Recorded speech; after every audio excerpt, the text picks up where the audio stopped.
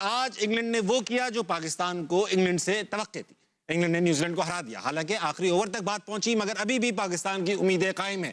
कितनी उम्मीदें कायम है और ये उम्मीदें हकीकत में कैसे बदल सकती हैं, बात करेंगे अपने पैनल से, जो पाकिस्तान का सबसे मारूफ पैनल है। हमारे साथ मौजूद है अंतर्यामी, क्या नहीं, बल्कि मैं तो कहूंगा ये पुरुष ही नहीं, महापुरुष कामिल बॉलर मोहम्मद आमिर। बात करेंगे आज इंग्लैंड की। इंग्लैंड लुढ़कते फुड़कते सिसकते बिलकते पहुंच रही है आगे, क्वालिफाई कर गई है गालिबन। ये बताइए कि भाई साहब, इंग्लैंड में भी एक बात करूंगा ऑलराउंडर की, विल जैक्स आगे पीछे नंबर भी हो रहा है उनका। इस टूर्नामेंट में 4 मैन ऑफ द मैच लगातार जीत चुके हैं, जो इटसेल्फ मेरे ख्याल से एक रिकॉर्ड होगा। तो ये बताइए कि ये जो विल जैक्स है, इसको ऊपर नीचे होने का असर क्यों नहीं हो रहा?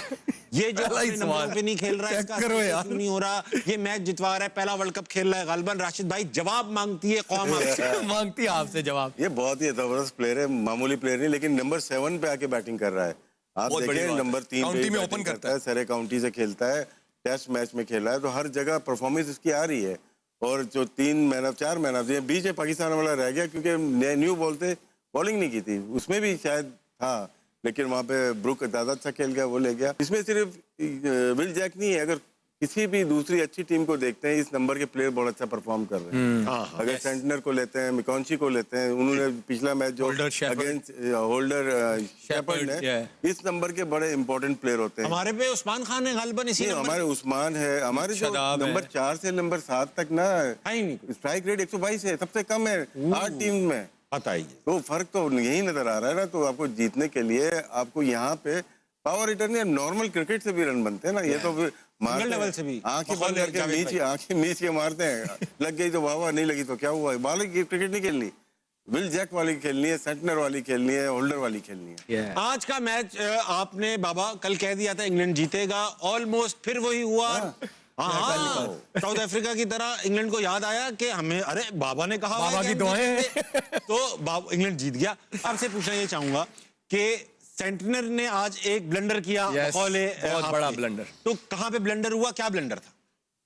जो मुझे लगता है ओवरऑल बहुत अच्छी क्रिकेट खेल रहे थे। आप देखिए T20 मैंने आपको बोला है कि एक बुरा ओवर या एक गंदी इनिंग पूरे मैच का पासा पलट देती है। और पूरे मैच में जो उसने 3 ओवरों में 43 चाहिए था ना, मैं ड्राइव कर रहा था, मैच देख रहा था, जब उसने फिलिप्स को ओवर दिया, वहां पे नहीं बनते। जब उसका अपना एक ओवर पड़ा हुआ है, हेनरी का पड़ा हुआ है, वहां पे ऑफ स्पिनर को क्यों दे रहा है? जब राइट हैंड खेल रहे हैं दो, वहां उसको अगर वो खुद करता तो शायद मैच पलट सकता था। लेकिन वो आई थिंक बस दुआएं फिर ऐसे ही रंग लाती हैं। गलतियां ऐसी होती है, रमजान चल रहा है, लोग दुआएं कर रहे हैं, तो लेकिन इस तरह का वो ब्लंडर करता नहीं है जिस तरह का उसने किया है। आई थिंक उनके नसीब में थी विन, तो ऐसे फिर ब्लंडर्स होते हैं जो उसने किया है। सही बात।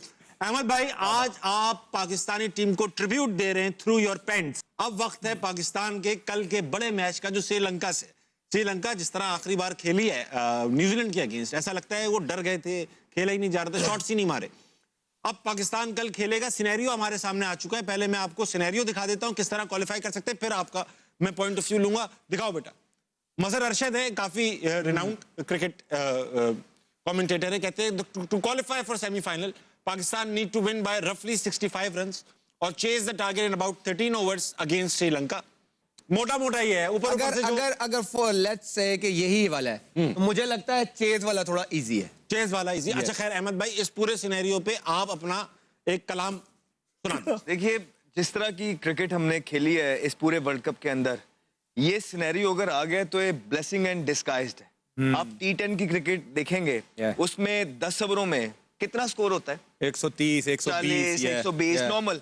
तो फिर 13 ओवरों के आसपास अबाउट उसने कहा, ये पता लग जाएगा पहली इनिंग के बाद। आई थिंक बहुत चांसेस हैं कि अगर पाकिस्तान अच्छी क्रिकेट खेलता है तो very much doable, because T10 cricket के अंदर हम देखते हैं 120, 30, 40 भी होता है, अच्छे खेलने वाले हो।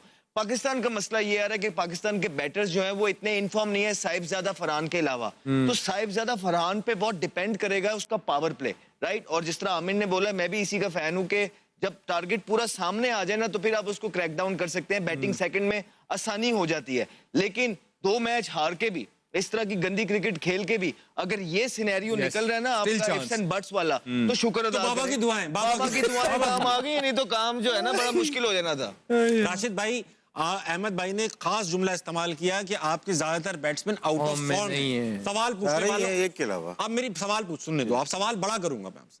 आए ये कह रहे हैं आउट ऑफ फॉर्म। मैं आपसे ये पूछना चाहता हूँ, आया कि ये आउट ऑफ फॉर्म है या लैक ऑफ एबिलिटीज हैं? आउट ऑफ फॉर्म भी है, भी हैं, मतलब भी यानी है, लैक इसलिए ऑफ कि एबिलिटी अगर तो है ही। मुफलिस उठते थे। इंग्लैंड की मिसाल है आपकी। मिसाल दीजिए, सॉल्ट और बटलर चल ही नहीं रहे, पूरा चलिए, किचन में चल नीचे रहा। बेंटन भी चल रहा, बैथल भी नहीं चल रहा था, फिर आके ब्रुक ने एक इनिंग जिताई, एक सॉल्ट ने की। एक एक प्लेयर आके परफॉर्म करता है। स्किल में कमी तो है, नजर आ रही है, जो कि आपको नंबर 4 से नंबर 7 के बैटर जो हैं वो परफॉर्म नहीं कर रहे। 122 का स्ट्राइक रेट कुछ भी नहीं है। यहाँ तो आप बिल्ड करते हो, ऊपर लेके जाते हो। अच्छी टीम जो है न्यूजीलैंड, इंग्लैंड, साउथ अफ्रीका 155 से 160 तक है यहाँ पे। तो हम यहीं पे मैचेस मोस्टली हार रहे हैं और रन ज्यादा भी हम यहीं दे रहे हैं।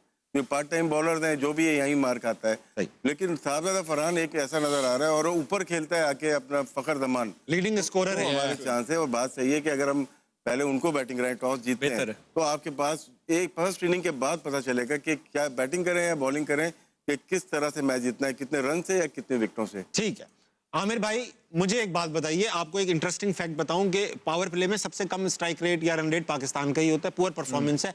लेकिन पावर प्ले में बाउंड्रीज की परसेंटेज भी सबसे ज्यादा पाकिस्तान की है। तो वो फरहान के बाद- फरहान के बाद से सबसे ज्यादा बाउंड्री हमें मार रहे हैं, यानी इसका मतलब ये बुरा, यानी सिंगल डबल हम करते ही नहीं। अभी लास्ट मैच में जो हमारे खिलाफ इंग्लैंड ने खेला है, कितने डबल लिए उन्होंने? 15 के 16 डबल 21 डबल्स लिए उन्होंने, यानी कि 42 रन तो उन्होंने सिंगल डबल से बनाए, वो सॉरी डबल से बनाए। मुझे ये बताइए, कल पाकिस्तान खेलने वाला है ऐसा मैच जिसमें हमें सिर्फ अग्रेशन, अटैकिंग क्रिकेट खेलनी है। When it comes to bowling, attacking खेलनी है, बैटिंग अटैकिंग खेलनी है। मुझे प्लेइंग 11 जरा डिफाइन कर दें, क्या होनी चाहिए? फरहान, फखर ओपन, 3 पे तो आई थिंक आगा ही आएगा। ठीक, और फेयर। और नाफे, ये 4 आपके होने ही चाहिए। शुरू टॉप ऑर्डर ये है, ये है। ठीक है। और फिर बाबर को आपने बाहर कर दिया। उस्मान बाहर नहीं होंगे क्योंकि कीपर है, एक ही कीपर है, ठीक। वो खेलेगा। 5 पे वो हो गया, 6 पे फिर वो 6 7 शदाब और नवाज हैं आपके। अबरार कल भी नहीं डलेंगे? शदाब खेलेगा? मुझे तो लगता है वो खेलेगा। बाबा ने कह दिया है ना, कह दिया है ना बाबा। 10 पे 22 किया उसने पिछले सवाल है, मैच। 2 हम बैट्समैन को ड्रॉप करते हैं तो हमारा बैकअप। हाँ ना, वो रखेगा ना, क्योंकि अगर अगर हम बाबर को वो निकालता है, नाफे को लेके आता है, तो वो फिर ऑलराउंडर्स को बढ़ाएगा। टाइम यूब बाहर होता है या बाबर, तो हमारे बैकअप कौन से हैं? यस, यानी अबरार की अभी भी जगह नहीं है टीम। प्लेयर ही नहीं है। अगर साइम बाहर हो रहा है तो इब्रार की बन सकती है, हाँ, क्योंकि साइम नाफे इसकी जगह आ सकते हैं बाबर की। बाबर की जगह आ गए, Yes. टाइम बाहर हो गए, एक बॉलिंग ऑप्शन भी चला गया, उनकी जगह आ गए अबरार, बॉलिंग Yes. आ गई, एक बैटर ऐड हो चुका है जो Yes. परफॉर्म करे शायद।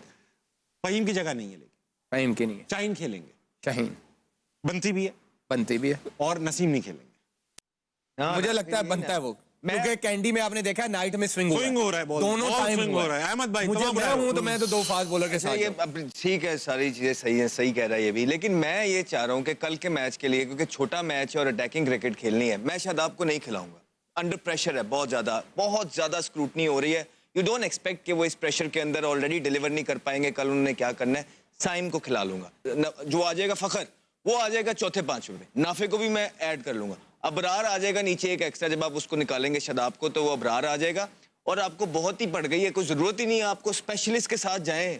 बराए मेहरबानी कल के मैच के अंदर आधा तीतर आधा बटेर ना करें। जो इन फॉर्म आपके बैटर्स हैं, बॉलर्स हैं, आप उनको खिलाएं। ओवरऑल आपके पास कोई इतने डॉन ब्रैडमैन पीछे बैठे नहीं हुए जिनको आप लेके आ जाएंगे। आपको छोटी छोटी तब्दीली करनी है, आपको टेक्निकल आराम से छोटी मोटी करके शदाब को आप निकाल के आप सुकून से जो है ना अबरार को अंदर डाल लीजिए। बाकी इतनी छेड़छाड़ करने की, आपको बाबर की जगह एक नाफे डाल लीजिए, आपकी बैटिंग भी पूरी हो गई, आपकी